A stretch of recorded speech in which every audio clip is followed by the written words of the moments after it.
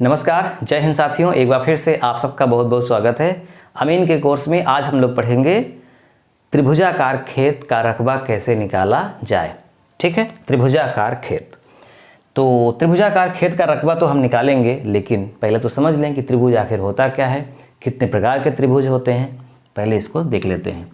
देखिए, जो त्रिभुज होता है ना, तीन भुजाओं से बनी हुई आकृति को त्रिभुज बोलते हैं। तीन भुजाएं, जिसमें तीन भुजाएं हैं वो त्रिभुज हो। अब प्रश्न ये उठता है कि इसमें तो तीन भुजाएं हैं, ये त्रिभुज है, लेकिन तीन भुजा इसमें भी है, तो क्या ये त्रिभुज है? भाई ये त्रिभुज नहीं है, क्योंकि घिरी हुई आकृति, तीन भुजाओं से घिरी हुई आकृति होनी चाहिए। ये तो घिरी ही नहीं है, ये तो पूरा खुला हुआ है इधर, तो घिरा होना चाहिए, मतलब बंद होना चाहिए, तो ये त्रिभुज है। अब त्रिभुज कई प्रकार के होते हैं, तो त्रिभुज जब कई प्रकार के होते हैं तो इसका मतलब कि तीन भुजाओं से घिरी हुई आकृति कई प्रकार की होगी, यानी खेत भी। जैसे एक त्रिभुज तो होगा ऐसे बिल्कुल ये, यानी यहाँ पे इन दोनों के बीच 90 डिग्री का कोण होगा, तो इसे बोलेंगे समकोण त्रिभुज। 90 डिग्री के कोण को समकोण बोला जाता है, यानी समकोण त्रिभुज। समकोण त्रिभुज, तो समकोण त्रिभुजाकार भी खेत होते हैं। इसको पहला प्रकार मान लीजिए। ऐसा भी हो सकता है कि समकोण ना हो और उसकी तीनों भुजाएं बराबर हों, ये, तो ये भी त्रिभुज है। इसको दूसरा प्रकार मान लीजिए, और इसका नाम होता है समबाहु त्रिभुज। समबाहु त्रिभुज। सम मतलब बराबर, बाहु मतलब भुजा, यानी तीनों भुजाएं बराबर वाला चित्र या खेत। तो इसकी अगर ये 50 फुट है तो ये भी 50, ये भी 50। अगर ऐसा है तो इसके सारे कोण 60-60 डिग्री के होंगे। त्रिभुज में जो मतलब टोटल कोण होता है ना, वो 180 डिग्री का होता है। जैसे चार भुजाओं से बनी हुई आकृति अगर कोई है तो टोटल वो होता है 360 डिग्री। 90 90 90 90, अगर कम भी है तो ये ज़्यादा होगा। इस तरह से हमेशा चार भुजा अगर है, कैसी भी आकृति हो, 360 डिग्री कोण टोटल होगा। वैसे ही अगर तीन भुजा केवल है तो तीनों कोने मिलाकर के 180 होता है। तो यहाँ अगर ये 90 हो गया तो इन दोनों को मिला के 90 180। अब यहाँ पे ये तीनों मिला के बराबर बराबर हैं, तो 60 60 60 180 है ना। तो पहला प्रकार समकोण त्रिभुज, दूसरा हो गया समबाहु त्रिभुज। अब ऐसा भी हो सकता है जिस त्रिभुज की तीनों भुजाएं अलग अलग हों। अगर ये ए भुजा है तो ये बी भुजा है, ये सी, तीनों अलग अलग हों, इसे विषम बाहु बोलेंगे। विषम, विषम मतलब असमान, यानी असमान भुजा वाला त्रिभुज, जिसकी तीनों भुजाएं अलग अलग नाप की हों। ऐसा भी हो सकता है कि जिसकी दो भुजाएं बराबर हों। जैसे मान लो ये ए है और ये है और ये बी हो गया, यानी ये दोनों भुजाएं बराबर हैं, ये तीसरी भुजा बड़ी या छोटी है, तो ऐसा भी हो सकता है। तो इसको भी हम इसी कैटेगरी में रखेंगे, तीसरे वाले में भी, यानी जैसे क्षेत्रफल तीसरे वाले का निकलेगा वैसे ही इसका भी निकाल लेंगे। अब देखो, कुल मिला के हमने आपको बताया कि मुख्य रूप से हमको जो खेत हैं वो इन तीन प्रकार के खेतों के बारे में पढ़ना है। या तो ऐसा खेत होगा जिसका एक कोण 90 होगा, यानी एकदम सीधा, या तो तीनों बराबर बराबर कोने होंगे, या तो तीनों अलग अलग कोने होंगे। इसके अलावा त्रिभुजाकार खेत किसी और आकार का हो नहीं सकता। अब जो विषमबाहु त्रिभुज का क्षेत्रफल निकलता है जिस विधि से, उस विधि से सारे त्रिभुजों का क्षेत्रफल निकल जाएगा। यानी एक ही फार्मूले से भले ये तीन प्रकार के खेत हैं, सबका क्षेत्रफल निकल जाएगा। लेकिन ये दोनों जो मतलब खेत हैं, इनका एक अलग रकबा निकालने का फार्मूला होता है जो बड़ा सरल होता है, लेकिन समकोण त्रिभुज ही होना चाहिए। इसका भी बड़ा सरल तरीका है। तो इन दोनों का जो स्पेशल अलग फार्मूला है जो बड़ा सरल होता है, उसको भी देख लेंगे, वरना इसके फार्मूले से तो ये भी निकलेगा और ये दोनों भी निकल जाएंगे। ठीक है, तो चलिए हम शुरुआत करते हैं, बारी बारी से सबको देखते हैं। अब देखो, पहला एक खेत है हमारे सामने, ऐसा बिल्कुल समकोण त्रिभुज के आकार का खेत है। इसकी एक भुजा की लंबाई है मान लीजिए 80 फुट, ये है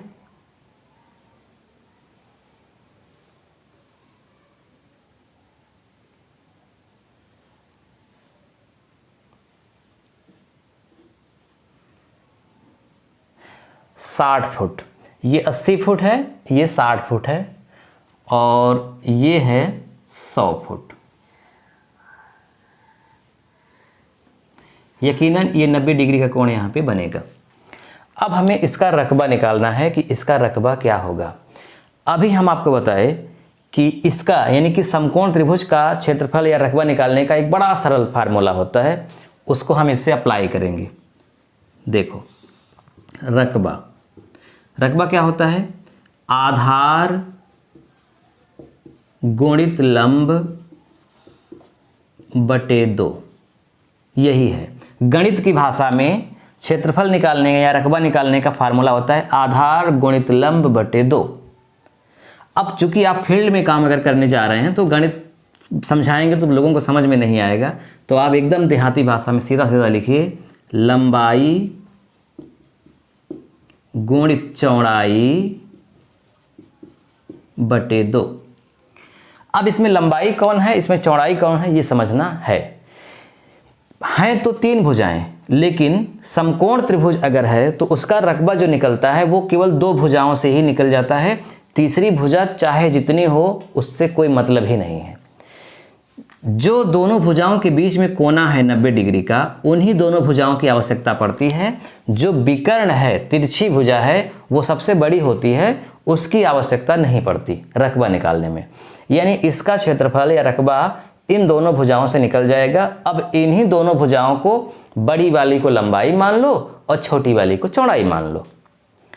ये लंबाई हो गई, ये चौड़ाई। अगर ये लंबी होती तो इसको लंबाई मान लेते, इसको चौड़ाई, बस और कुछ करने की ज़रूरत ही नहीं है। लंबाई है 80 फुट, चौड़ाई है 60 फुट। अब इन दोनों के गुणनफल में 2 का भाग कर दो। 8 छंग 48, 4800 बटे 2 बराबर कितना हो जाएगा? 2400 वर्ग फुट। तो इस खेत का रकबा हो गया 2400 वर्ग फुट, जिसमें हमें तिरछी भुजा की आवश्यकता नहीं पड़ी, केवल इन्हीं दोनों भुजाओं की आवश्यकता पड़ गई। अब मान लो अगर ये खेत ऐसा होता, ये देखो ऐसा, तो इसका रकबा निकालने के लिए कौन सी दोनों भुजाओं की आवश्यकता पड़ेगी? ये भुजा और ये भुजा। जो बड़ी वाली तिरछी भुजा है उसकी आवश्यकता नहीं है। इन दोनों भुजाओं को गुणा कर दो और जो भी आए गुणा करने के बाद 2 का भाग कर दीजिए, रकबा आ गया। यानी आधार गुणित लंब या लंबाई गुणित चौड़ाई बटे 2 बराबर क्षेत्रफल हो गया। सिंपल, आपको समझ में आ गया। अब एक चीज़ और समझ लीजिएगा, त्रिभुज की एक विशेषता होती है कि जो 2 छोटी भुजाएं होती हैं, जब आप उनका योग करेंगे, उनको जोड़ देंगे तो बड़ी वाली से ज़्यादा आ जाएगा। जैसे 80 और 60 140 होता है, 100 से ज़्यादा आ रहा है ना।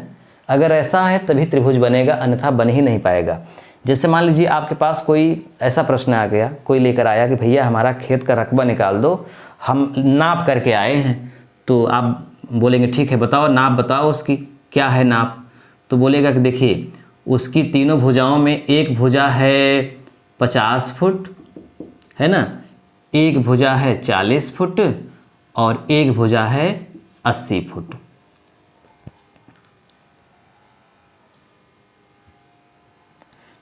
अब एक दूसरा व्यक्ति आ गया, उसने बताया हमारा भी खेत नाप दीजिए। हमारी खेत की जो त्रिभुजाकार है उसकी एक भुजा है 50 फुट, एक भुजा है 40 फुट और एक भुजा है 100 फुट। अब आप क्या करेंगे? आप तो समझेंगे कि हम तो अमीन का कोर्स किए हैं और हमको त्रिभुज का क्षेत्रफल निकालना आता है।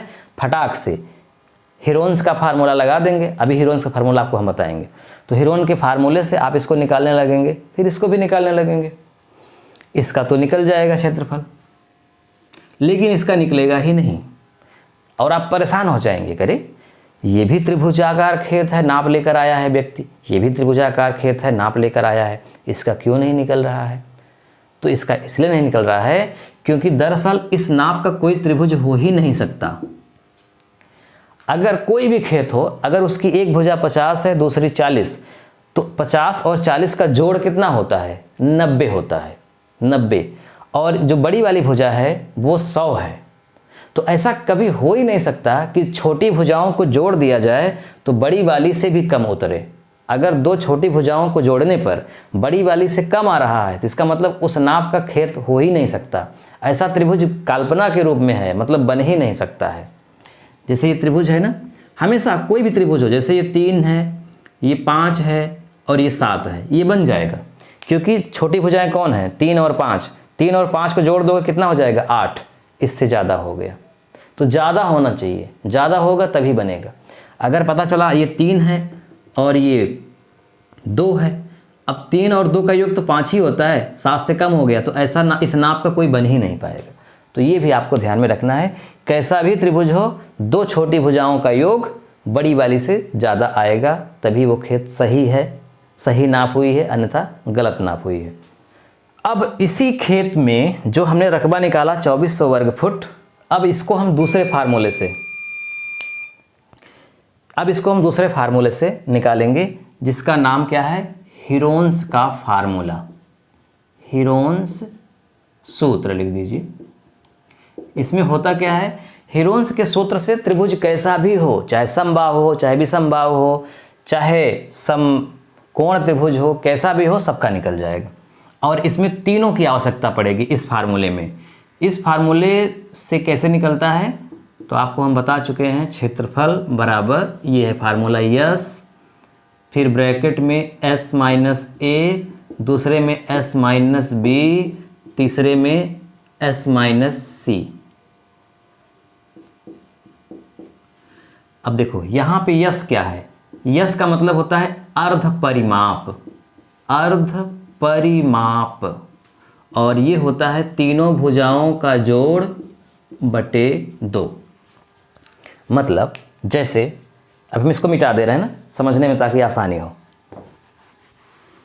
यही खेत है, अब इसको हम हीरोन्स के फार्मूले से क्षेत्रफल निकाल रहे हैं। अब यस क्या है? यस मतलब अर्ध परिमाप। और ए बी सी तीनों भुजाएं हैं। ए बी सी तीनों जो भुजाएं हैं, किसी को ए मान लीजिए, किसी को बी, किसी को सी, कोई दिक्कत नहीं है। ए बी सी या ए बी सी या ए बी सी, जो मर्जी हो। परिमाप का मतलब क्या होता है पहले ये समझो। परिमाप मतलब होता है बाहर की माप, परिमाप। जैसे इस क्षेत्रभुज का परिमाप अगर ज्ञात करना हो तो हो जाएगा 80 प्लस 100 प्लस 60। तो 80 100 180 और 60 कितना हो गया? 240 फुट। सही है ना? 8 6 14 140 100 240, यानी इस त्रिभुज का परिमाप है 240 फुट। परिमाप का मतलब बाहर की जो भुजाएं हैं तीनों, उनको जोड़ दो, ये हो गया परिमाप। किसी भी चित्र का परिमाप निकालना हो तो उनकी बाहर भुजाओं को जोड़ दो, परिमाप निकल आता है। अगर 5 भुजाएं भी हैं, इनका परिमाप क्या होगा? इन 5 को जोड़ दो। 4 भुजाएं हैं, उनका परिमाप क्या होगा? 4 को जोड़ दो। जितनी भुजाएं हैं उनको जोड़ दोगे तो उस चित्र का परिमाप आ जाएगा। तो इसका परिमाप आया 240 फुट। अब हमें निकालना है अर्ध परिमाप। अर्ध परिमाप, अर्ध परिमाप के लिए क्या हमने लिखा? जो तीनों भुजाओं का योग है, a प्लस बी प्लस सी का योग है, उसका आधा कर दो तो क्या आएगा? 120। ये 120 फुट अर्ध परिमाप है, यानी परिमाप का आधा भाग, परिमाप का आधा भाग की आवश्यकता पड़ती है यहाँ पर। यहाँ तक बात समझ आ गई? अर्ध परिमाप क्या है? अब देखो, अब कैसे लगाएंगे इसको? इसको लगाने के लिए ये देखो, फार्मूला तो लिखेंगे। S मतलब क्या आया है? 120। ये देखो 120 आया है ना, लिखने की आवश्यकता नहीं, ऐसे जोड़ दो। तीनों को जोड़ दिया 240, 240 का आधा 120। तो S का मतलब हो गया 120 गुणित, फिर से S लिखा गया है, यानी फिर से 120 लिखो और माइनस A किसी को भी मान लो, मान लीजिए 100 को ही मान लेते हैं हम A, फिर गुणित S यानी 120, B को मान लीजिए 80, फिर गुणित S माइनस C को मान लीजिए 60। तीनों भुजाएं हो गई है ना। इसको अलग कर देते हैं, उसमें मिल न जाए। 120 यानी S, S minus A, S minus B, S minus C. अब 120 गुणित 120 में 100 घटा दीजिए, कितना आएगा 20। 120 में 80 घटा दीजिए, कितना आएगा 40। 120 में यहाँ लिख दिए यस, 120 में 60 घटा दीजिए, कितना आएगा 60। ठीक है, अब सबका कर दीजिए गुणा, सबका कर दीजिए गुणा, तो सबका गुणनफल होगा 576 और 4 जीरो, इकाई दहाई सैकड़ा हज़ार, 10,000 लाख, 10 लाख, 57,60,000। इसका आ गया क्षेत्रफल, सॉरी क्षेत्रफल नहीं आया, गुणनफल आया। 120 कैलकुलेटर में लिखिए, 120 गुणित 20 गुणित 40 गुणित 60।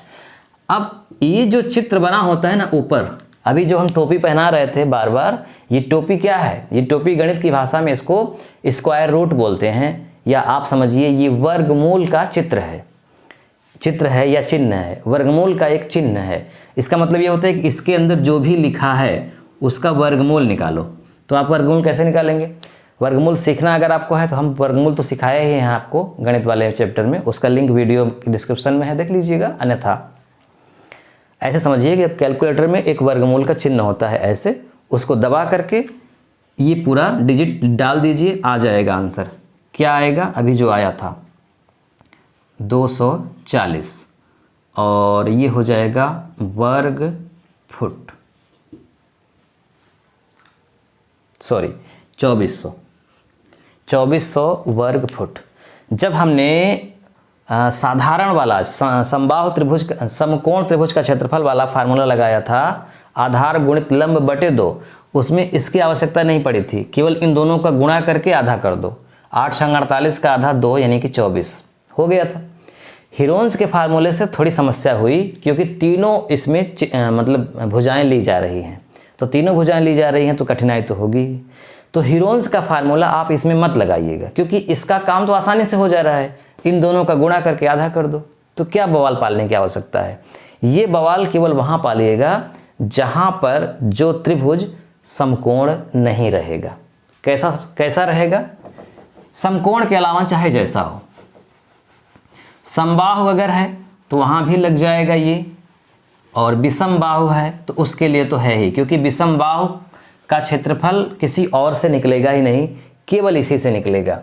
जैसे ये एक विषम बाहु त्रिभुज है, इसकी भुजा मान लीजिए ये 100 फुट है, ये 120 फुट है, और ये 140 फुट है।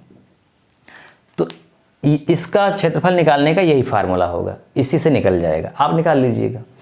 अगर मान लीजिए कोई ऐसा त्रिभुज बन जाए जिसकी तीनों भुजाएं बराबर हों, जैसे 40 फुट, 40 फुट, 40 फुट, इसका अगर आपको रकबा निकालना है तो इसका नाम है समबाहु त्रिभुज का रकबा या क्षेत्रफल √3/4 गुणित भुजा स्क्वायर। ये गणित की भाषा है, √3/4 गुणित भुजा स्क्वायर। गणित की भाषा में यही लिखा जाता है। आप अपनी भाषा में क्या लिखेंगे? √3 का मतलब होता है 1.732/4 गुणित भुजा यानी 40 गुणित 40। या इससे भी और अगर हम सरल करना चाहें तो और सरल कर देते हैं, और सरल कर दीजिए 0.443, केवल इतना करिए, 0.443 गुणित भुजा। ये सबसे सिंपल है, एकदम देहाती भाषा में। गणित की भाषा में लिखा जाएगा √3/4 गुणित भुजा स्क्वायर। ठीक है, इसी का सरल रूप और कर दिया तो √3 का मतलब निकाल दिया हमने। पॉइंट में आया 1.732/4 गुणित भुजा या भुजा स्क्वायर, भुजा गुणित भुजा। भुजा स्क्वायर का मतलब होता है भुजा का 2 बार गुणा करना है। 3 भुजाएं हैं लेकिन भुजा का 2 ही बार गुणा करना है। इसी को और सरल कर दिया हमने, इसका भाग कर दिया तो 4 चौक 16 पॉइंट 1 बचा 13 हो गया, 4 तिहाई 12, फिर 4 तिहाई 12, 4 मतलब 0.433 आया। गुणित भुजा। अब जो ये सवाल है लगा दीजिए इसको, 4 3 3 गुणित भुजा कितनी है 40 गुणित 40, तो क्या आ गया 0.433 गुणित 4 चौक 16 00 1600।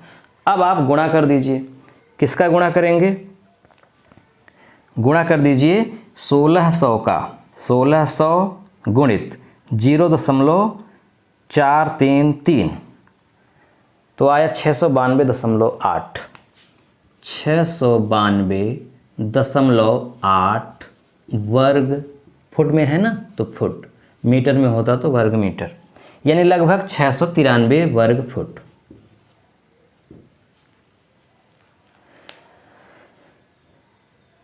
इसको इस फार्मूले से भी निकाल सकते हैं, इससे निकाल दें क्या, हाँ इसको मतलब इसको इससे भी निकाल देते हैं, तब एक साथ रहेगा तो आपको कोई दिक्कत नहीं होगी समझने में। देखो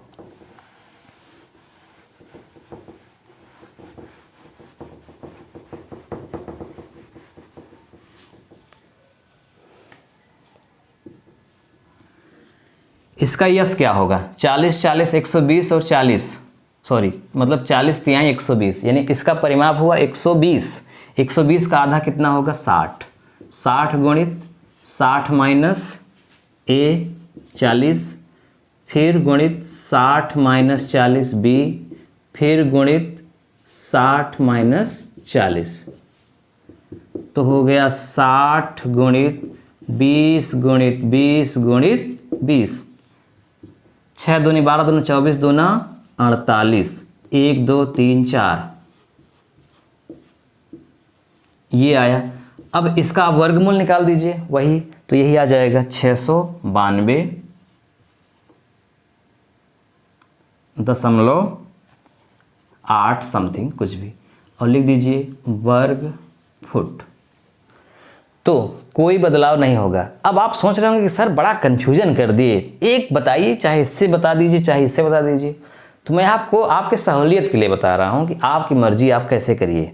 मैंने आपको अभी तक 3 बातें बताई जो आपको अच्छे से समझना है। क्या हमने बताया कि त्रिभुज मुख्य रूप से आपकी अमीनी की भाषा में 3 प्रकार के होंगे।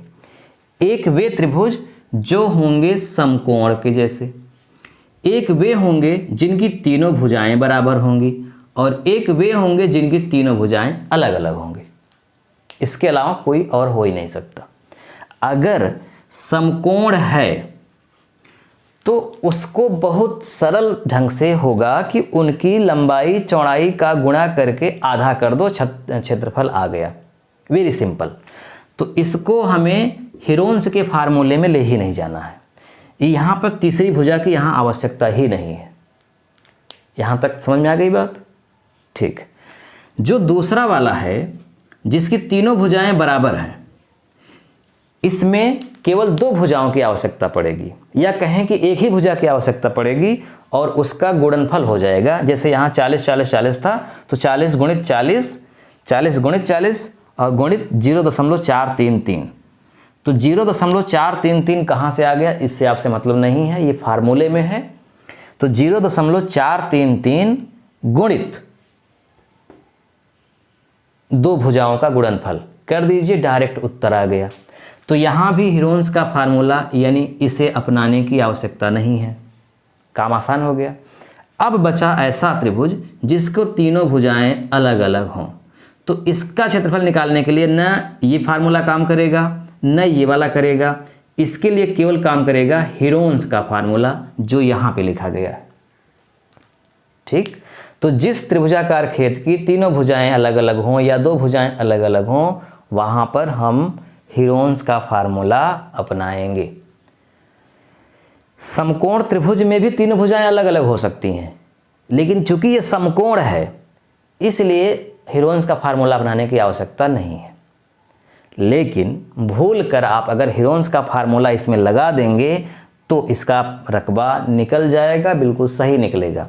इसका भी रकबा निकल जाएगा, बिल्कुल सही निकलेगा, और इसका तो निकलेगा ही। यानी हीरोन्स के फार्मूले से कैसा भी त्रिभुज हो उसका रकबा निकल जाएगा। ठीक, लेकिन अपनी सहूलियत के लिए, काम आसान करने के लिए, समकोण वाले के लिए केवल लंबाई चौड़ाई का गुणनफल करके आधा कर देंगे। समबाहु के लिए 0.433 का 2 भुजाओं में गुणा कर देंगे। कहानी ओके। अब मुझे लगता है ये पूरी कथा कहने के बाद आपको बात समझ में आ गई होगी।